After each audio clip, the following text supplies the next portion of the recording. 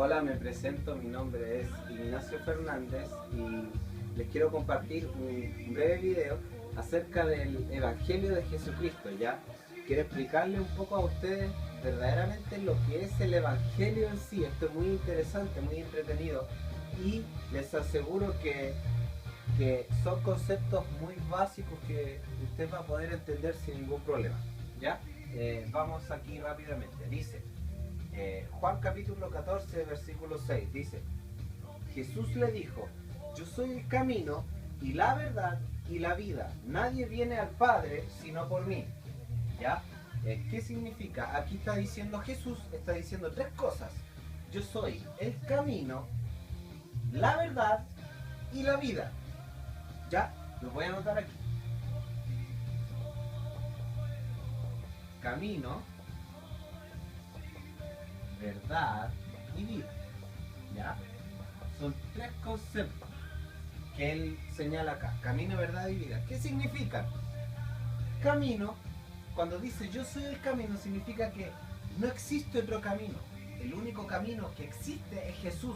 Y si tú no estás en Jesús, no estás en ningún camino, por decirlo así. Cuando dice yo soy el camino, significa yo soy la única ruta con la cual tú puedes llegar a Dios. Eso es lo que trata de decir acá. Yo soy el camino. Es la única forma de poder llegar a Dios. Y eso es lo único que a nosotros nos podría valer. Ya, eso significa yo soy el camino. Ahora les voy a explicar, por ejemplo, ¿qué significa la verdad?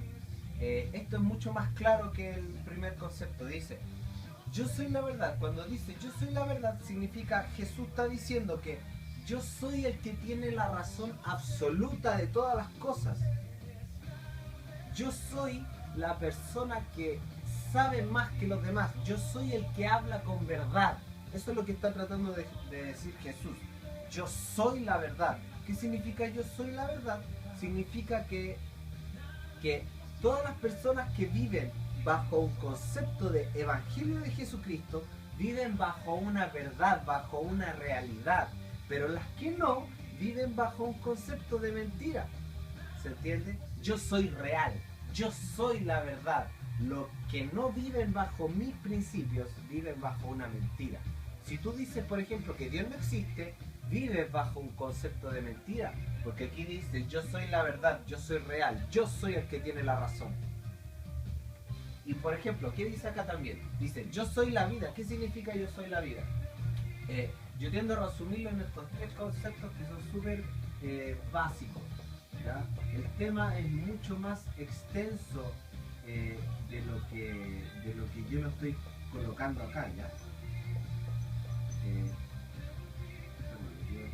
Dice estilo, formato y concepto.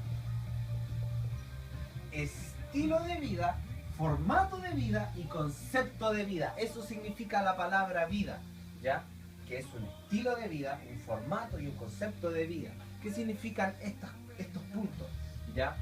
Por ejemplo, que cuando tú vives con Jesús, cuando tú tienes vida con Jesús, significa que vives bajo un estilo, un formato y un concepto de vida. ¿Ya?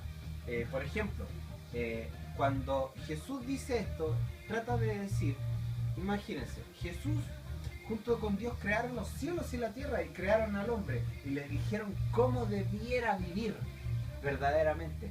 Jesús tiene un formato y concepto y estilo de vida mejor que el nuestro de cómo desenvolvernos y desarrollarnos en nuestra vida diaria. ¿Por qué? Porque Él creó al hombre. Entonces, si Él creó al hombre, obviamente va a saber más que nosotros de cómo nosotros debiéramos desenvolvernos, de cómo nosotros debiéramos disfrutar, de cómo nosotros debiéramos hacer las cosas. Por ejemplo, un ejemplo súper simple, yo quiero desarrollar algo y no sé cómo. Jesús me puede ayudar a que yo desarrolle eso de una mejor forma que de lo normal, por decirlo así. Por ejemplo, yo quiero trabajar. Jesús sabe mejor que tú cómo lo deberás hacer. Yo quiero, por ejemplo, estudiar. Jesús sabe mejor que tú cómo lo deberás hacer. Eso significa que yo soy la vida. Otro ejemplo, yo quiero tener una pareja. Ya, Jesús sabe mejor que tú cómo lo debieras hacer, cómo debieras elegir bajo qué concepto debiera regirte al momento de estar con una persona, etcétera, etcétera. Y así con un montón de otras cosas, de cualquier cosa que se relacione con la vida en sí. Eso es lo que trata de decir vida, y de que tú vivas bajo un estilo, un formato y un concepto de vida, ¿ya? Ahora vamos a pasar a este concepto. Voy a explicarle algunos puntos muy básicos que Dios trata de decirle en este video para que usted vaya entendiendo lo que es el Evangelio, ¿ya? Dice acá, Marcos capítulo 7, versículo 21 y 22. Porque de dentro del corazón de los hombres salen los malos pensamientos, los adulterios, las fornicaciones, los homicidios, los hurtos, las avaricias, las maldades, el engaño, la lascivia, la envidia, la maledicencia, la soberbia, la insensatez. Aquí está diciendo varios conceptos que salen del corazón. Porque de dentro del corazón del hombre salen los malos pensamientos. Está tratando de decir Jesús en este versículo que las cosas malas que le sucedan al hombre salen de dentro del corazón. Los defectos vienen del corazón. Los malos pensamientos, los adulterios, las fornicaciones, los homicidios. O sea, hay muchas personas que dicen que no leen la Biblia o nunca la leen o hablan en contra de ella, pero no se dan cuenta que la Biblia expone un montón de cosas por las cuales el hombre comete tantos errores en su manera de vivir y que nos pueden servir mucho en nuestro diario vivir, ¿ya? Entonces dice, porque de dentro del corazón de los hombres salen los malos pensamientos, los adulterios, ¿ya? Entonces vamos a explicar esto en un concepto que a mí me gusta hacer. Por ejemplo, este es el corazón, ¿ya? Dice, de dentro del corazón. Este es el corazón, yo lo dibujo como un círculo, ¿ya? Sí. Este es el corazón, ¿ya? Dice, porque de dentro del corazón de los hombres salen los malos pensamientos. Pongamos un defecto que podría estar agregado aquí, que sale de dentro del corazón. Por ejemplo, yo lo dibujo así con una flecha, que sale de aquí. Un defecto, por ejemplo, la infidelidad. Un defecto que sale del corazón. Otro defecto, por ejemplo, que puede salir del corazón, la mentira. Y podría colocar aquí muchos conceptos, pero me trato de basar en estos dos para poder explicárselos fácilmente. Infidelidad. Por ejemplo, cuando una persona está en una relación, puede pasar en un momento que, como su corazón está vacío, empieza a salir de su corazón un impulso que va tomando intensidad y llega en un momento en que ejecuta la acción y comete la infidelidad. Entonces, nosotros trabajamos, las personas trabajan algo que se llama dominio propio, que es la capacidad de poder dominar estas cosas. Y los voy a dibujar acá, ¿ya? Como una especie de barrera contendora de estos defectos, ¿ya? Queda un poquito chueco el círculo, pero lo importante es que lo puedan entender, ¿ya? Dice, sale el impulso del corazón y actúa esta barrera que yo le llamo dominio propio, que es la capacidad de contener estos defectos, empieza a salir, pero a veces esta barrera rápidamente se rompe y la persona comete la infidelidad, comete la mentira. Un ejemplo, pongamos un ejemplo, un matrimonio que lleva, no sé, 5 años de matrimonio, 5 años de casado. Y esta pareja, está el hombre con su mujer y el hombre le fue infiel. Entonces la mujer va y dice, oh, me fue infiel. Ah, entonces yo quizá nunca lo terminé de conocer. Dicen a veces, ¿cierto? ¿Lo ha escuchado usted? Ya. Entonces, por ejemplo, la mujer dice eso, ¿cierto? Pero si tú lo examinas y lo vieras espiritualmente, cuando la mujer conoció al hombre, el hombre quizá no tenía este impulso en su corazón, pero con el correr del tiempo, como su corazón no se sacia con eso, empieza a nacer un impulso en su corazón y después vence la barrera de dominio propio y después comete la infidelidad. Entonces si nosotros lo asociamos así, podríamos decir que el hombre verdaderamente al principio no tenía ganas de ser infiel, pero con el correr del tiempo se venció esa barrera y salió este impulso porque de dentro del corazón de los hombres salen. Quiere decir que es una fuente de maldad que viene del corazón. Pongamos, por ejemplo, otro ejemplo, la mentira.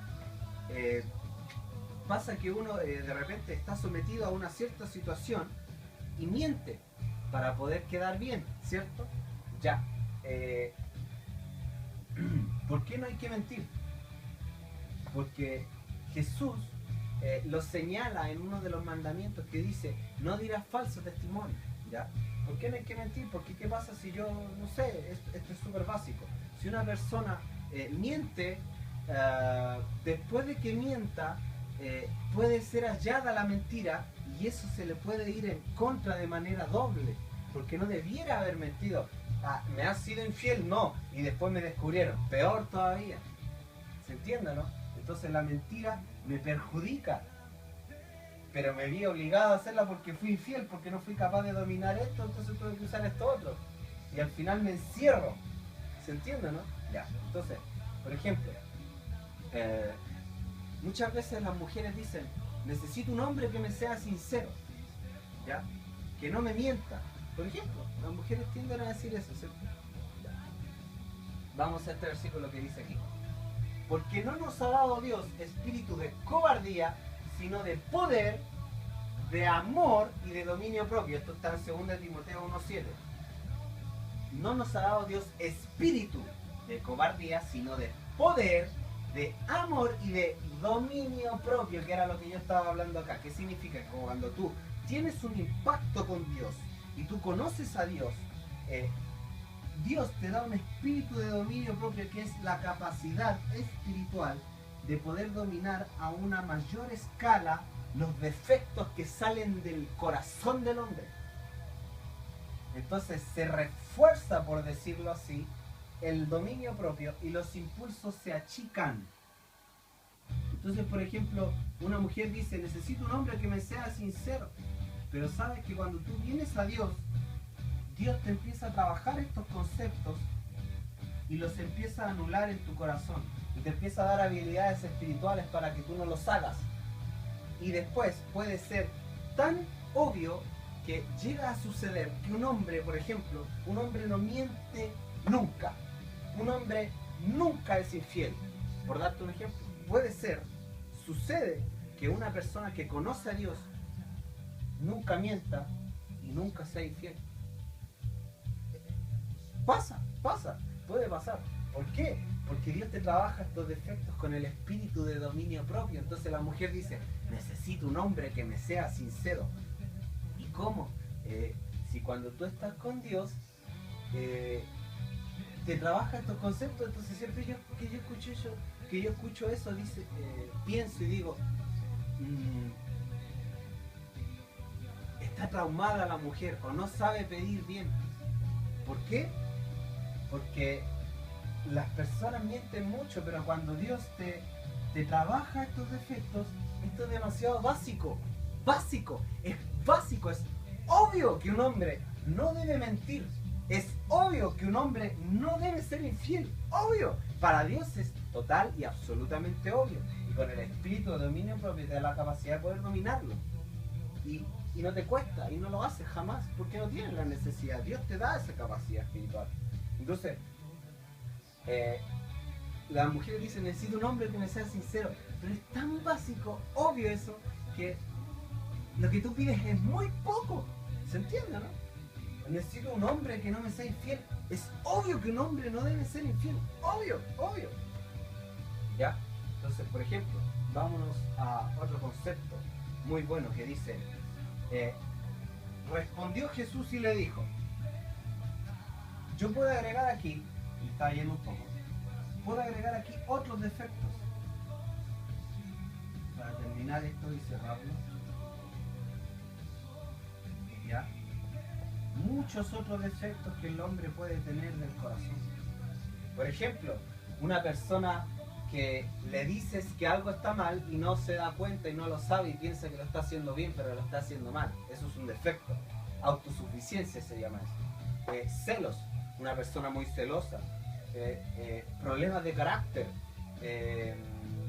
Personas bipolares que cambian constantemente su estado anímico. Eso es un defecto. Por ejemplo, un hombre que le quiere pegar a su mujer, otro defecto, y así yo puedo sumar un montón de defectos. Pero cuando tú vienes a Dios, Dios te da dominio propio y te da la capacidad de poder dominar estas cosas. Y ahora vámonos a esto, dice,